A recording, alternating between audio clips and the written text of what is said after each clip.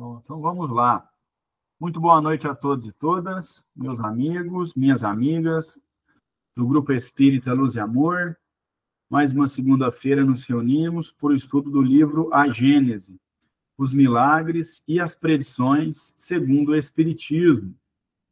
Hoje continuamos aqui o nosso estudo, já estamos aí no capítulo 17, estamos chegando no final dessa jornada de estudo desse livro tão rico, tão científico e tão esclarecedor, né? Passamos aí, então, pela Gênese, estudamos as questões da formação planetária, o desenvolvimento do nosso globo, a evolução dos vegetais, né? A evolução dos corpos animados, e também a chegada do princípio inteligente, que somos nós, os espíritos, para habitarmos aqui a Terra. Depois entramos na questão dos milagres, onde nós aprendemos muito sobre o perispírito, sobre os fluidos, sobre a ação dos fluidos. Nós aprendemos também sobre as passagens de Jesus, né? Chamadas por nós de milagres, mas a gente sabe, a gente estudou aqui com Kardec, que, na verdade, foram faculdades muito bem aplicadas por ele, devido à sua envergadura moral, à sua envergadura intelectual, né, um espírito de luz aqui na Terra. Então, tinha condições de se utilizar das nossas faculdades, né, a dele muito mais desenvolvida, claro. E nós, como seres humanos, não conseguimos explicar o que ele fazia, nós chamamos de milagre. Mas nós estudamos aqui que o sobrenatural não existe. O que existe são coisas, são questões que nós não dominamos. Então, esse foi um aprendizado muito importante para nós. Depois adentramos aí nas predições, que é a última parte do livro. Nós aprendemos também sobre como funcionam as predições, quais são os objetivos dela, as possibilidades que elas se apresentam, né? A predição pode vir do nosso intelecto, né, dos nossos conhecimentos científicos, quando a gente consegue deduzir algo que vai acontecer, quando um cientista consegue fazer isso. E também temos as predições que vêm com informações dos espíritos, né? Quando eles podem trazer alguma informação que será de valia para o desenvolvimento do planeta, ela vem e a gente se vale dela, né, aprende com ela, e por aí vai. Então, agora a gente entrou naquela parte do Evangelho, aquela parte de ler o Evangelho, que tem as passagens. Então, Kardec deu essa introdução do que são as predições, como elas funcionam, para depois apresentar as predições no Evangelho. Então, nós já passamos por algumas, e agora nós vamos para a predição da pedra angular. Eu vou compartilhar minha tela com vocês. Então, nós estamos no capítulo 17, e hoje nós vamos para o item 27. Eu vou compartilhar minha tela e vou falar uma coisa que vocês não sabem, ninguém é que sabe.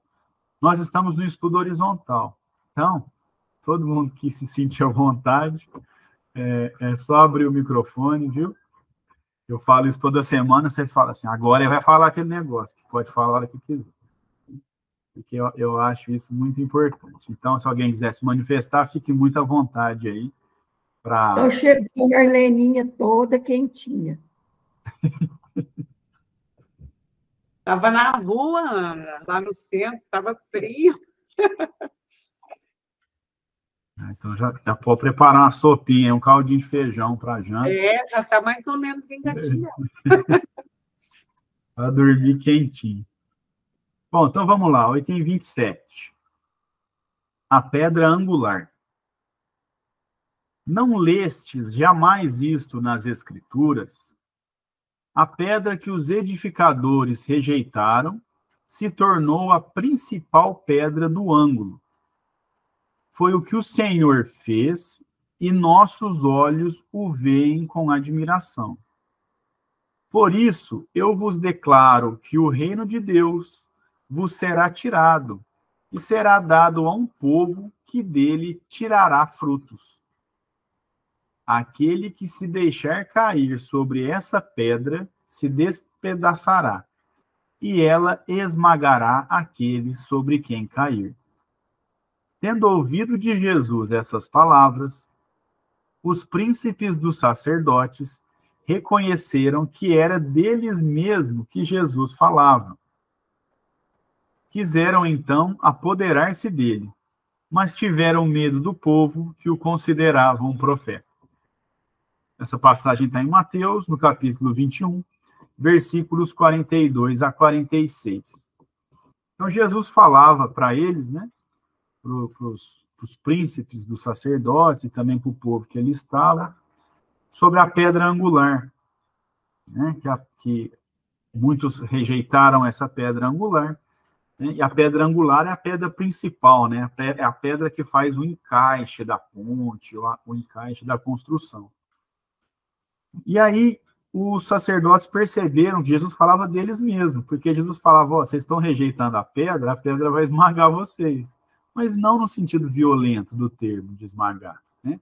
Porque como Jesus trazia sempre a lei de Deus, trazia a verdade, eles poderiam mentir, fazer o que fossem, que mais cedo ou mais tarde, a verdade, ela sobrepõe. E aí, consequentemente, quem mentiu, né, quem se valeu dela para o mal, responde pela sua falta, né, pelo seu erro. E aí os sacerdotes queriam partir para cima de Jesus, né, queriam prender ele ali na hora, mas tiveram medo do povo, né, como ficaram com medo da reação das pessoas que ali se estavam. E Kardec vai dar uma explicação, ó, item 28. A palavra de Jesus se tornou a pedra angular, isto é, a pedra de consolidação do novo edifício da fé, erguido sobre as ruínas do antigo. Havendo os judeus, os príncipes dos sacerdotes e os fariseus rejeitado essa pedra, ela os esmagou, do mesmo modo que esmagará os que, depois, a desconheceram ou lhe desfiguraram o sentido em prol de suas ambições.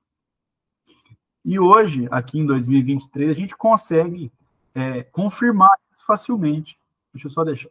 Ana, pode falar. À vontade. A seu microfone está fechado, Ana.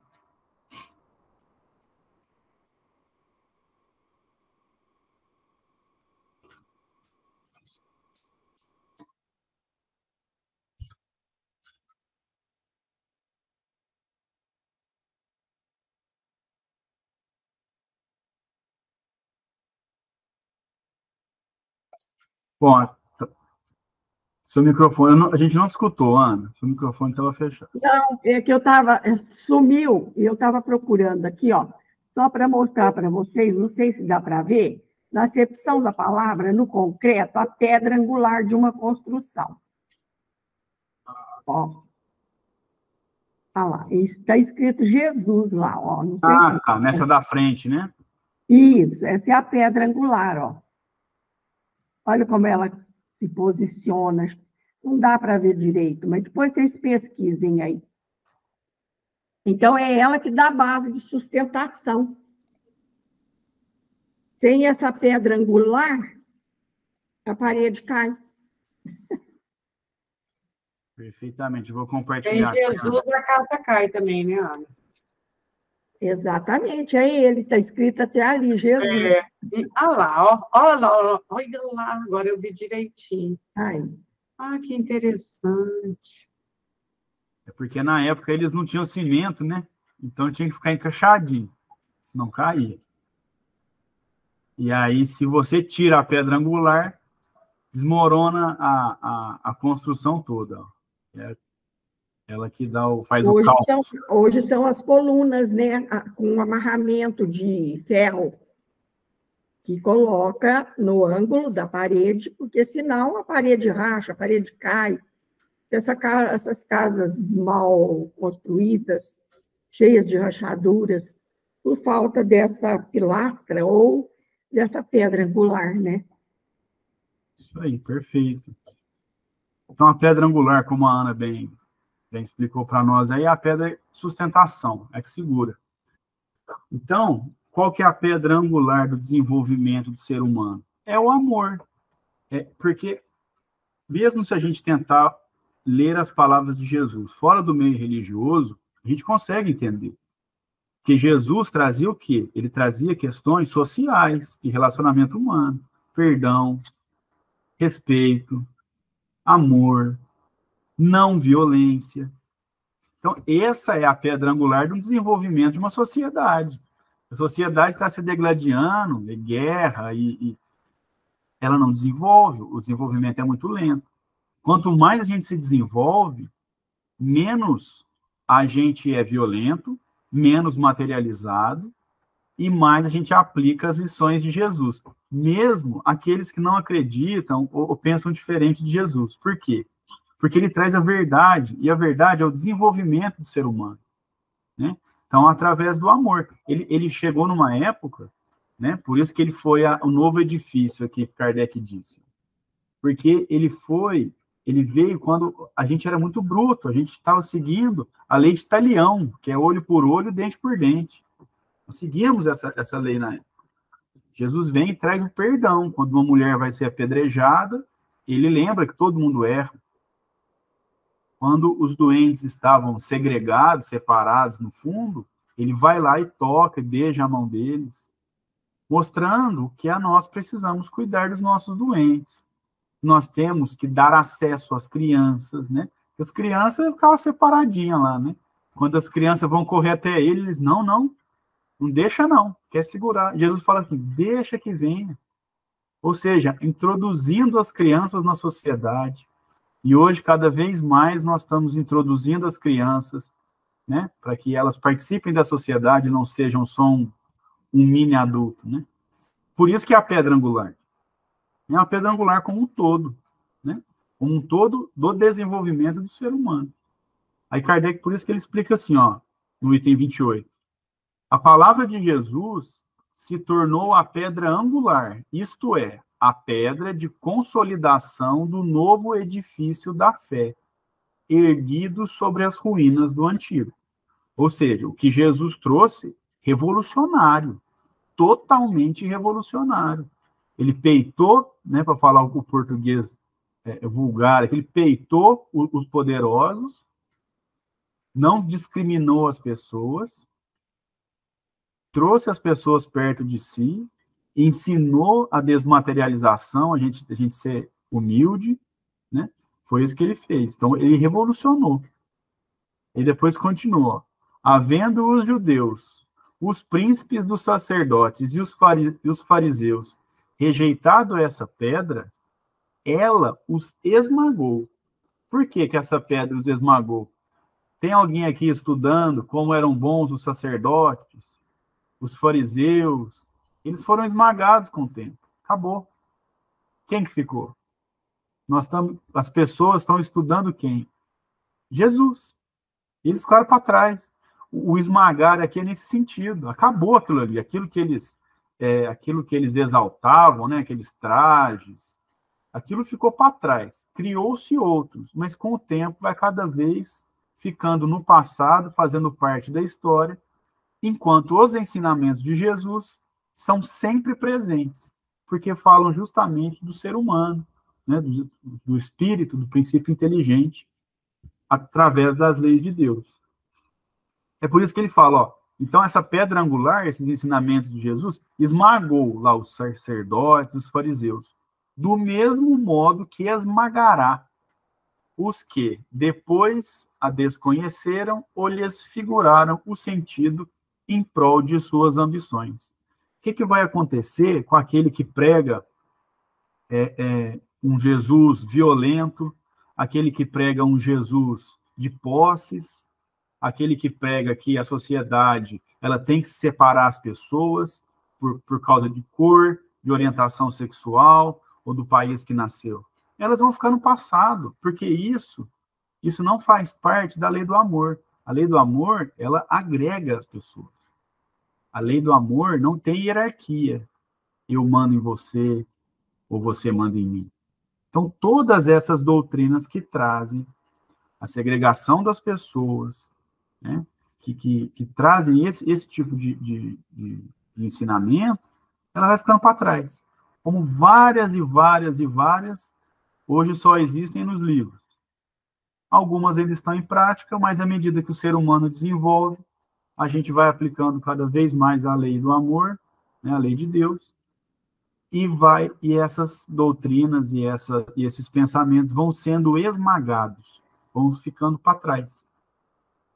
É assim que essa pedra angular esmaga, né? Eu jamais esmagaria no sentido literal, mas sim com o peso que é o desenvolvimento. O desenvolvimento é um peso enorme, porque ele passa com tudo, por cima da doutrina que for. Muito bem. Então, foi essa parábola, né? Essa parábola não, essa parte da pedra angular de Jesus. Agora sim, vamos entrar numa parábola. Parábola dos vinhateiros homicidas. Eu falei, meu Deus, o que é um vinhateiro? Vinhateiro é quem faz vinho. Eu pesquisei aqui. Então, vinhateiro é o fabricante de vinho. Então, Jesus vai contar uma historinha aqui, uma parábola, e justamente sobre esse tema. Ó, item 29. Havia um pai de família que, tendo plantado uma vinha é um terreno cheio de videira, cheio de pé de uva. Isso é uma vinha. Então, havia um pai de família plantado uma vinha, né? Um terreno com vários pés de uva, várias videiras. A cercou com uma sebe, ou seja, uma cerca de plantas, e cavando a terra, construiu uma torre. Arrendou-a depois a uns vinhateiros e partiu para um país distante. Então, arrendou é quando a pessoa te paga por mês e toca lá a plantação para você, né? Então, o cara foi lá, plantou várias videiras, fez uma produção de uva, cercou e arrendou para algumas pessoas para elas tocarem para ele. E aí ele viajou para um país distante, o dono da vinha. E aí ele continua. Ora, estando próximo o tempo dos frutos, enviou ele seus servos aos vinhateiros para recolher o fruto de sua vinha. Né? Então, a hora que chegou na época de colher as uvas, ele mandou lá uns funcionários para recolher a vinha. E aí ele continua. Os vinhateiros, apoderando-se dos servos, deram um, mataram outro e a outro apedrejaram. Então, os caras que arrendaram a terra lá, desceram a lenha no foi uma pancadaria só, hein? Que horror, gente. Assustador. Foram lá e pancadaria nos homens lá que o dono da vinha mandou para colher a uva. Bom, aí o que o dono fez? Enviou-lhes ele outros servos em maior número do que os primeiros. E eles os trataram da mesma maneira. Ou seja, ele mandou mais homens lá e foram recebidos à base da violência.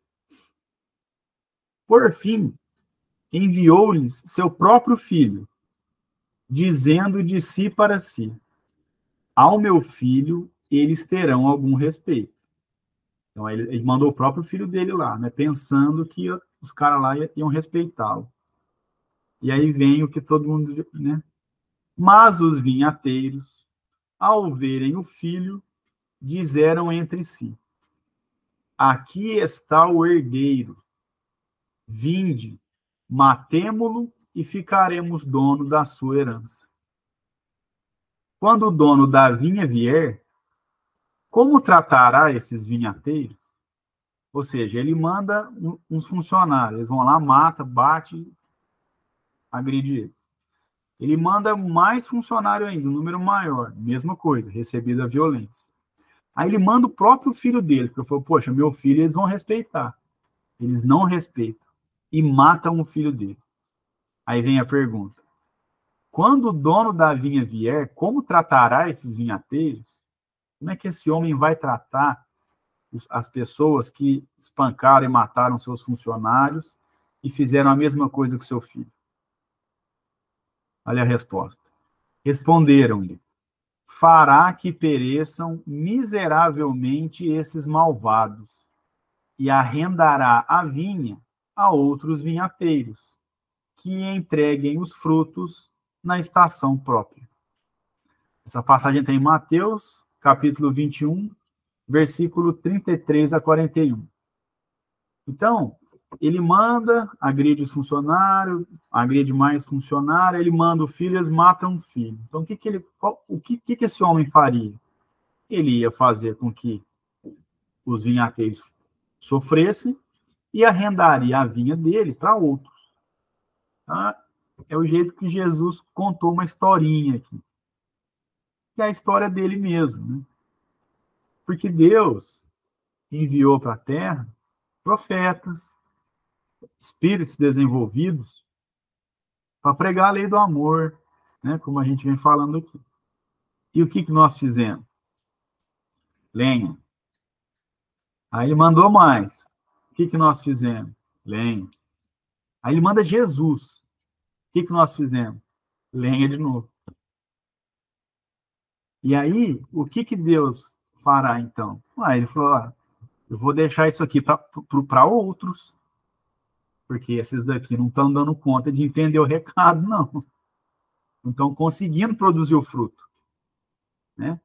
Então, a gente sabe, estudando aqui no Espiritismo, que o desenvolvimento dos planetas se dá dessa maneira. A Terra hoje é um planeta de provas e expiações. Já foi mais atrasado. Só que quando ela se transforma no mundo de provas e expiações, aqueles que não estão aptos ao mundo de provas e expiações não encarnam aqui de novo. Vão viver lá na pedra lascada de novo, só que em outro planeta. E a mesma coisa nessa passagem nossa para o mundo de regeneração. Quando a Terra coletivamente evolui para um mundo de regeneração, aqueles que não aceitarem, que não estiverem aptos, que não tiver com o passaporte carimbado, vão fazer o quê? Vão para outro planeta, no mundo de provas e expiações, que provavelmente vai estar menos desenvolvido, muito menos desenvolvido do que nós estamos hoje. Aí vai ter que voltar a tomar banho sem chuveiro elétrico, tirar dente sem anestesia, né? Viver tudo aquilo de novo para ver se aprende. Né? Então, é justamente essa parábola aqui dos vinhateiros, né?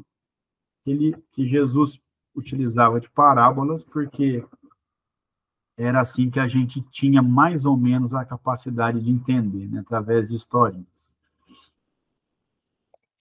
Muito bem. Então, Kardec vai trazer essa explicação aí, ó. Item 30. O pai de família é Deus.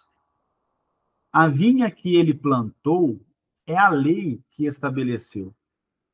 Os vinhateiros, a quem arrendou a vinha, são os homens que devem ensinar e praticar a lei. Os servos que enviou aos arrendatários são os profetas que estes últimos massacraram. Seu filho, enviado por último, é Jesus, a quem eles igualmente eliminaram.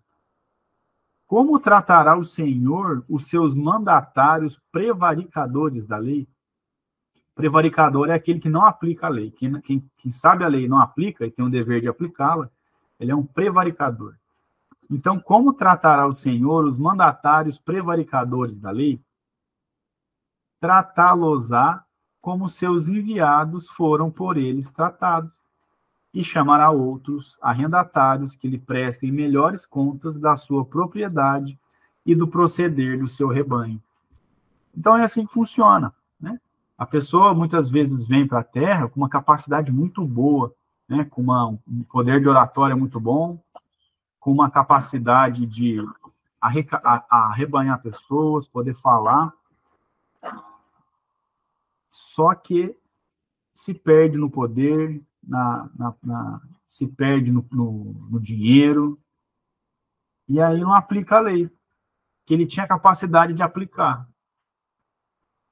Aí vai mandar ele de novo? Ele fala, vamos mandar um outro.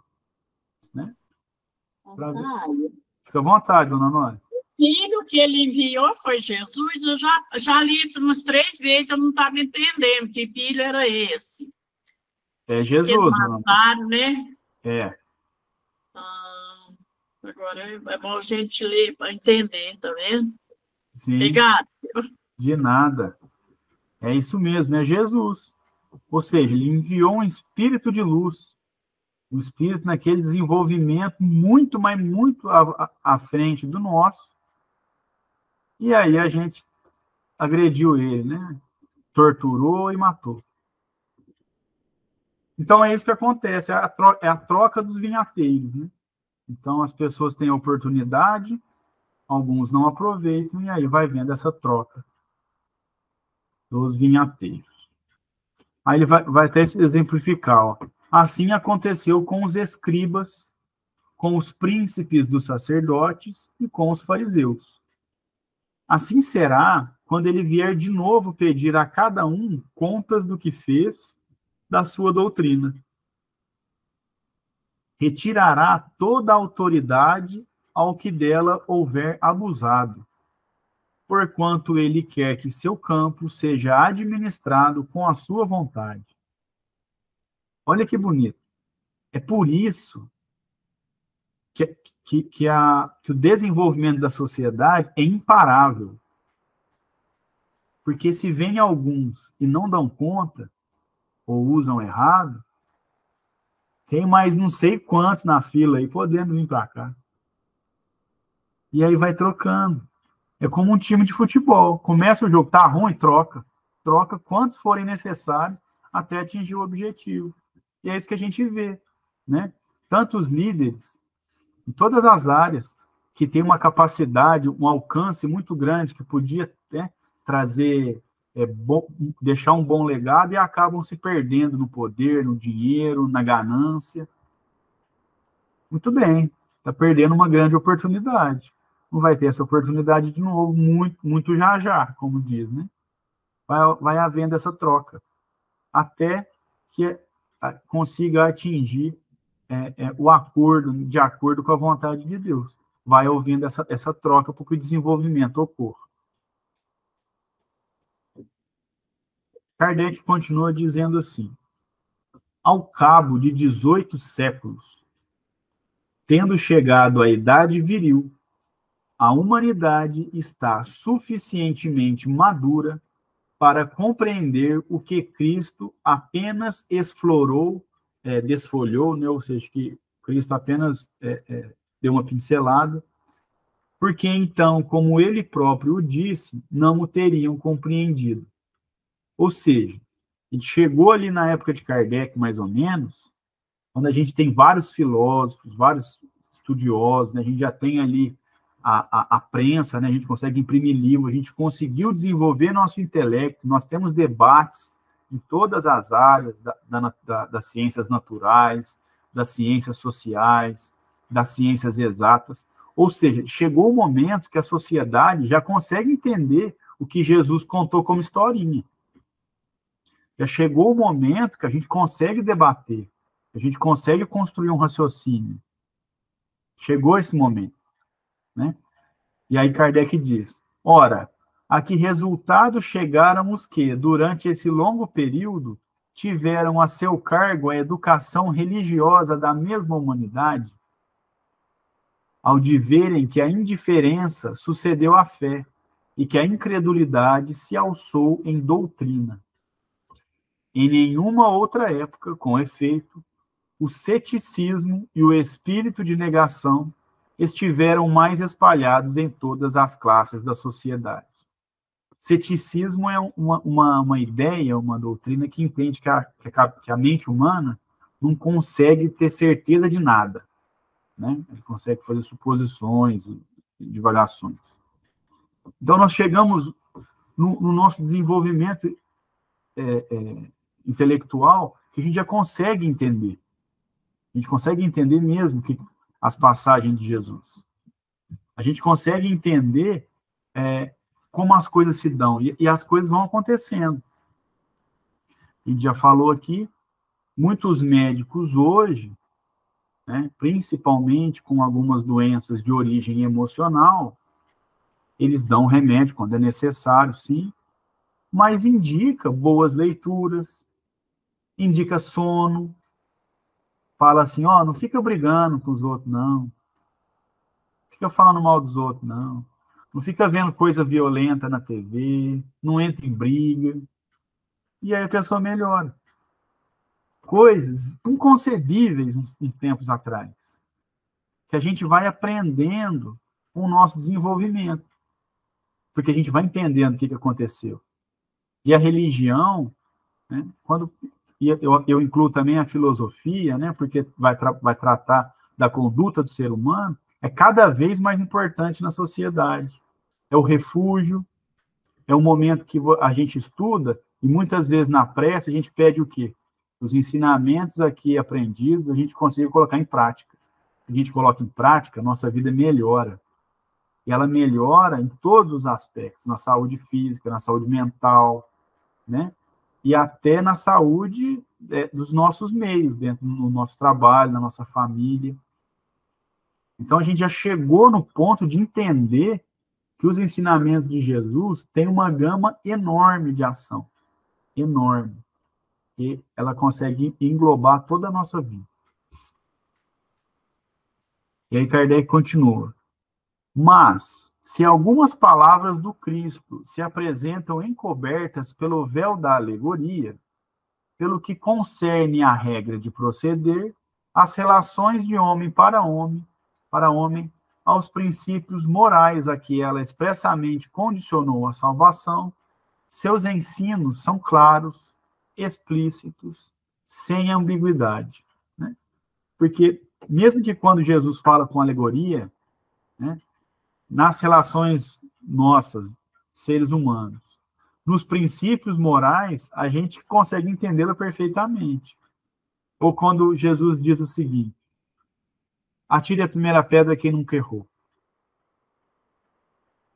Ele está cutucando dentro de cada um. E todo mundo aqui errou e erra, e vai errar. Então, o ensinamento de não julgar.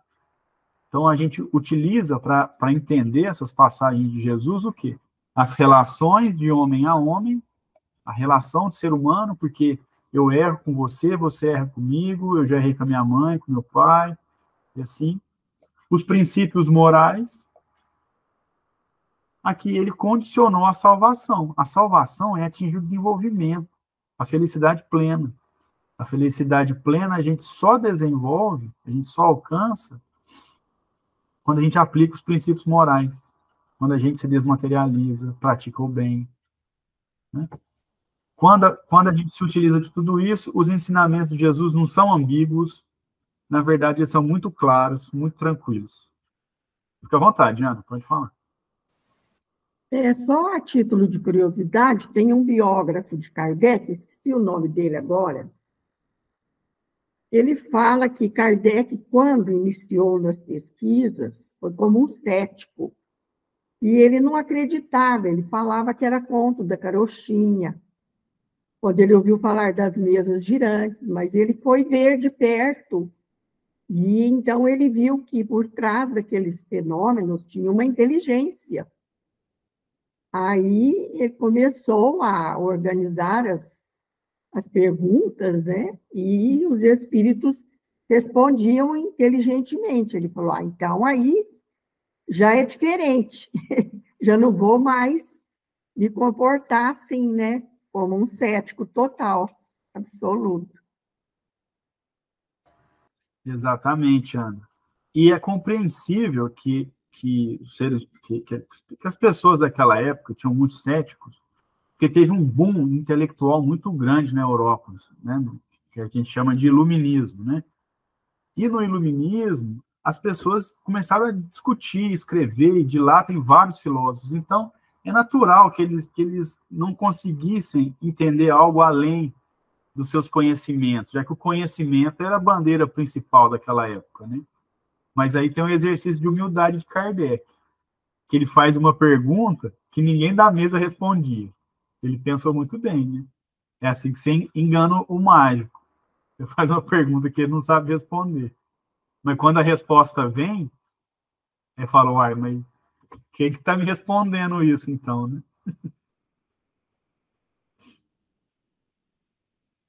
É isso aí, muito bem. Bom, depois Kardec continua dizendo o seguinte: que fizeram das suas máximas de caridade, de amor e de tolerância, das recomendações que fez a seus apóstolos para que convertessem os homens pela brandura e pela persuasão, da simplicidade, da humildade, do desinteresse e de todas as virtudes que ele exemplificou. Então, o que foi feito? Que as máximas de Jesus são essas daí, ó: caridade, amor e tolerância. Recomendação para que se convertessem as pessoas, né, a sua palavra, pela brandura. Ninguém só dando pontapé e obrigando a ir em lugar nenhum, não. Pela brandura e pela persuasão, né? Ou seja, pelo convencimento, pela lógica, né? Da simplicidade, humildade, desinteresse e das virtudes. O que foi feito? E aí ele diz, ó: em seu nome, os homens se anatematizaram, ou seja, se excomungaram mutuamente e reciprocamente se amaldiçoaram. É isso que os homens ainda fazem, que os seres humanos ainda fazem. Muitas vezes, em nome de Jesus, briga com o outro porque o outro pensa diferente. Grita, briga, agride, se excomungam reciprocamente, se amaldiçoam reciprocamente. Você vai para o inferno, você que fica na mesa lá falando com os espíritos, vai para o inferno. É isso que acontece ainda. Em nome de Jesus. Ou seja, fazendo exatamente o oposto do que ele ensinou. Estrangulam-se em nome daquele que disse: todos os homens são irmãos. Aí, aqui é a grande contradição. Como é que, em nome de Jesus, nós vamos fazer inimigo? Se Jesus não tinha inimigo. Da parte dele, ele não tinha nenhum inimigo. Por parte dos homens, sim, mas partindo dele, não. Tanto que, sabendo que Judas ia traí-lo, ele não brigou com Judas. Não amaldiçoou Judas. Não pediu para açoitar Judas. Quando bateram de um lado, ele deu outra face.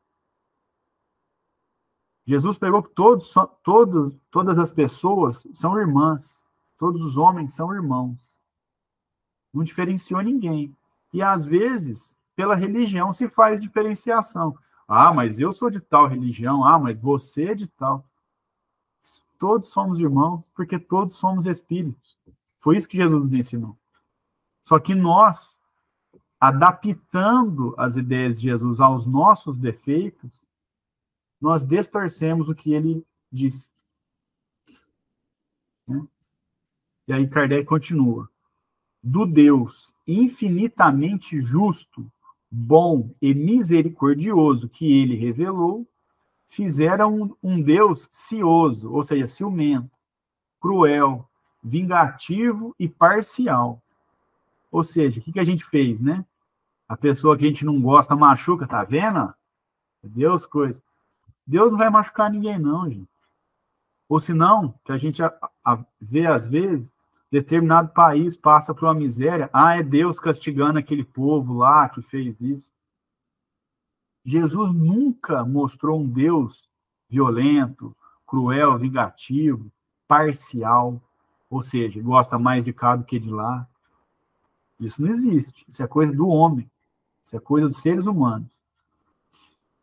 Depois ele continua: aquele Deus de paz e de verdade sacrificaram nas fogueiras, pelas torturas e perseguições, muito maior número de vítimas do que as que em todos os tempos os pagãos sacrificaram a seus falsos deuses.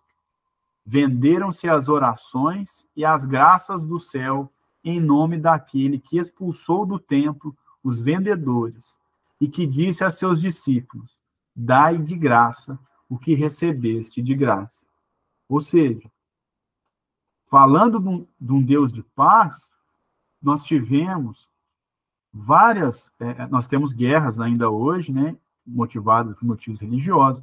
Nós tivemos a Inquisição, que queimou pessoas vivas, em nome de Deus. Né?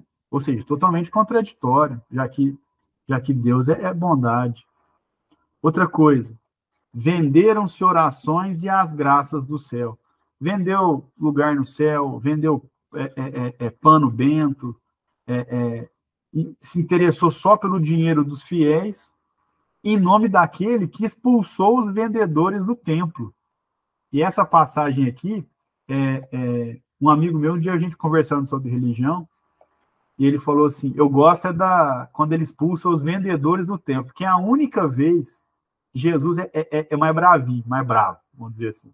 Ele chega lá e expulsa mesmo, aqui não vai vender coisa não, aqui não, expulsa as pessoas que vendiam coisas no templo. Ou seja, se a gente está defendendo aquele que expulsou os vendedores do templo, como é que nós vamos vender coisa sagrada ou vamos pegar dinheiro em troco de fé, a troco de bênção? Né? Totalmente contraditório. E aí, um grande ensinamento, né, que Jesus deu aos seus discípulos dai de graça o que de graça recebeste. Né? Então, falando aqui especificamente do nosso entendimento do espiritismo, é por isso que um médium tem que trabalhar de graça. É um compromisso dele. Ele não veio sensível à toa, e também isso não pode ser motivo dele ganhar dinheiro. Né? Porque ele dá de graça que receber de graça. Se ele veio sensível com essa sensibilidade tem que ser trabalhada gratuitamente em prol de todos. Né? Ou para arrecadar dinheiro para quem realmente precisa, né? Para os pobres. Né? É por isso que o trabalho dos centros espíritas é sempre sem cobrança, sem qualquer coisa desse tipo. Né? Porque é um trabalho para a sociedade.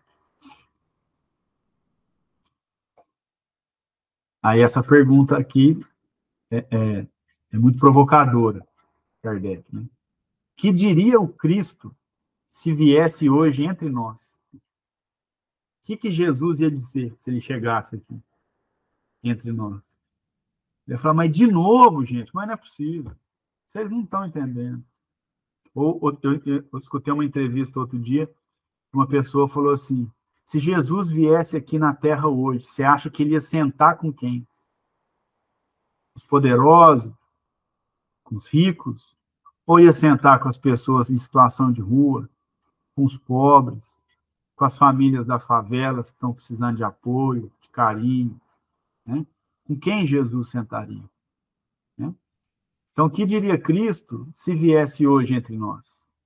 Se visse os que se dizem seus representantes a ambicionar as honras, as riquezas, o poder e o fausto, ou seja, fausto é luxo, e o luxo dos príncipes do mundo, ao passo que ele, mais rei do que todos na terra, fez a sua entrada em Jerusalém montado num jumento, ou seja, o que ele ia dizer para esses que se dizem representantes de Jesus, né, no meio do luxo, das riquezas e das honras, quando ele, que é o verdadeiro rei, né, que está acima de todos nós, entrou em Jerusalém montado num jumento, um grande símbolo de humildade e de respeito à divisão das riquezas. Fica à vontade, Ana, pode falar.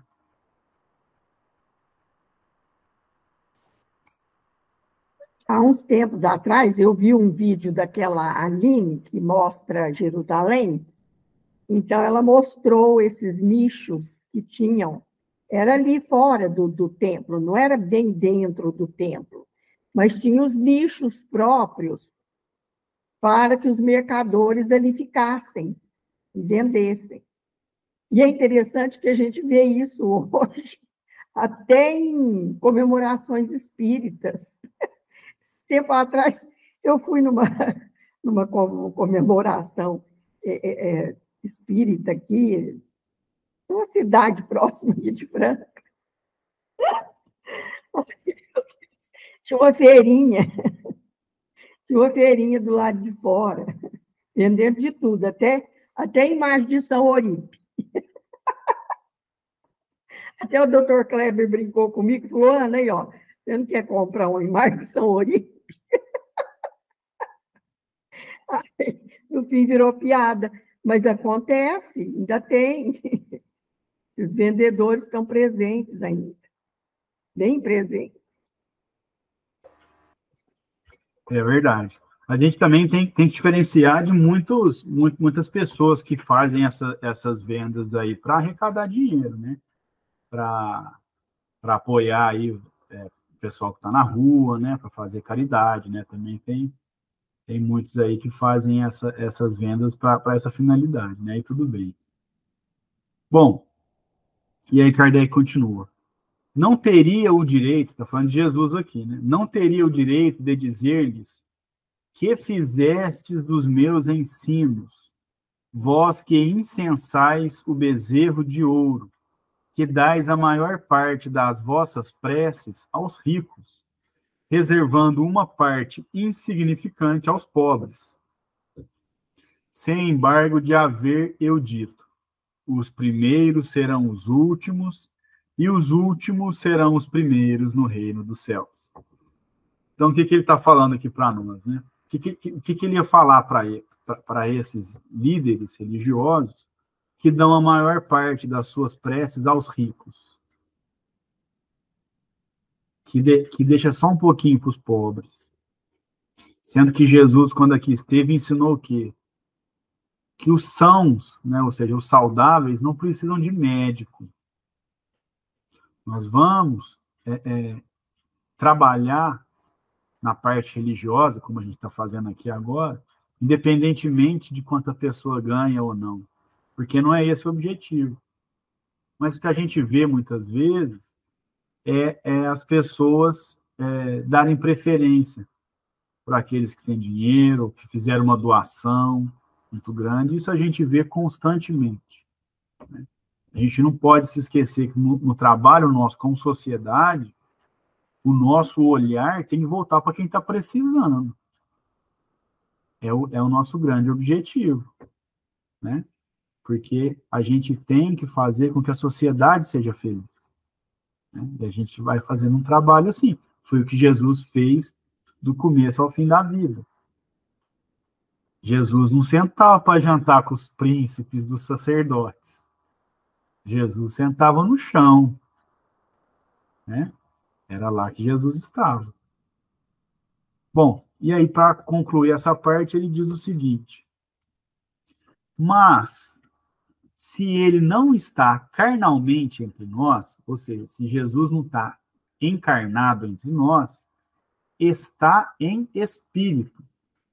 E como o Senhor da parábola virá pedir contas aos seus vinhateiros do produto da sua vinha, quando chegar ao tempo da colheita. Ou seja, ele não está encarnado aqui com a gente, né? Ele não tem esse corpo de carne que nós temos, mas ele está espiritualmente entre nós. E aí, que hora que vai chegar a hora da colheita? A hora que a gente for pular de lá, né? A hora que desencarnar. Eu falo assim, e aí? Te dei a oportunidade de estudar, te dei a oportunidade de trabalhar, né? Teve a oportunidade aí de estudar, de fazer várias coisas. O que você fez? Aí é a hora que a gente coça a cabeça e fala, meu Deus do céu, essa é a colheita, é a lei de causa e efeito, né? Lógico, não vai ser assim, né? Não vai sentar com a gente lá, ou algum espírito, e vai ficar apontando o erro ou acerto. Isso aí é a consciência, né? Vai ser o estado de consciência de cada um, né? A gente voltar para o plano espiritual, que é a nossa verdadeira morada, e aí fazer o balanço, né? Como a gente viaja e volta e fala, nossa, será que valeu a pena essa viagem? É a gente saber aonde que a gente aplicou o nosso tempo, aonde que a gente aplicou o nosso trabalho, aonde que a gente aplicou a nossa educação, né? E aí, isso não tem nada mais íntimo do que isso, porque cada um vai responder, cada um vai colher o que plantou, né? E aí, disso não tem fuga, né? Nas nossas reuniões, eu gosto sempre de lembrar nossas reuniões, porque é a prática nossa, né? É o que a gente vê, né?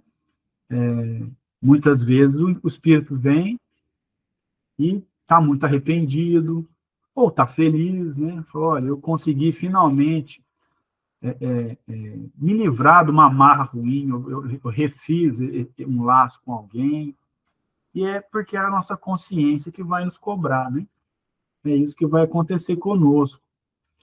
E nós, aqui, que temos essa oportunidade de estudar, essa oportunidade de trabalhar nas reuniões de socorro, de desobsessão, nós estamos tendo uma grande oportunidade, porque a gente consegue aprender com a experiência do outro.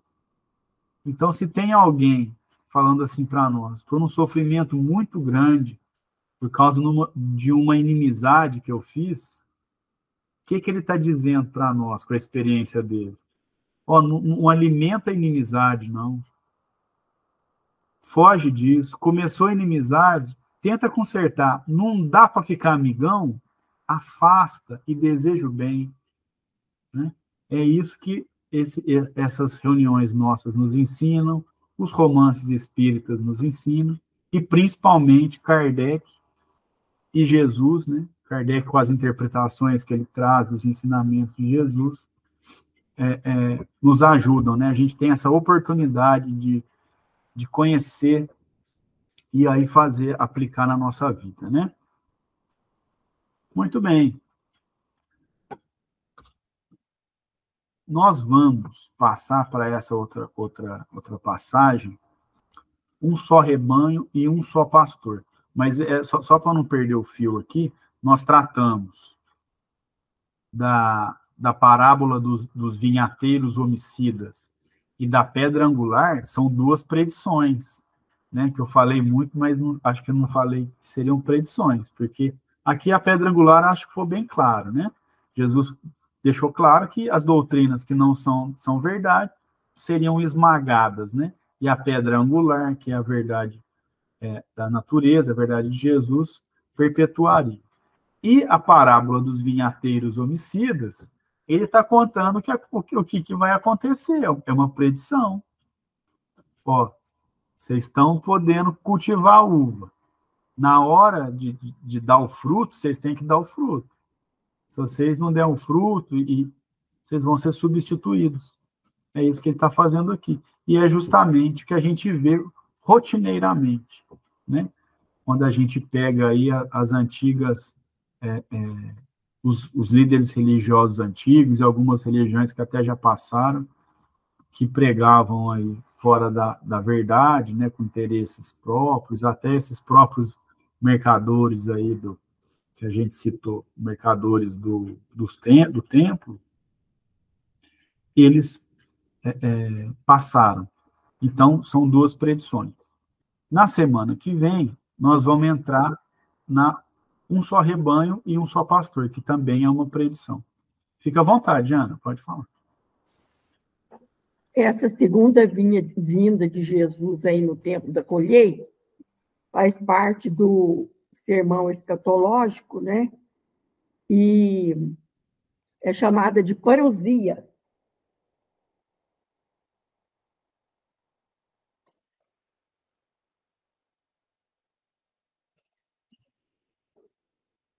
É chamado de quê, Ana? Desculpa, não escuto.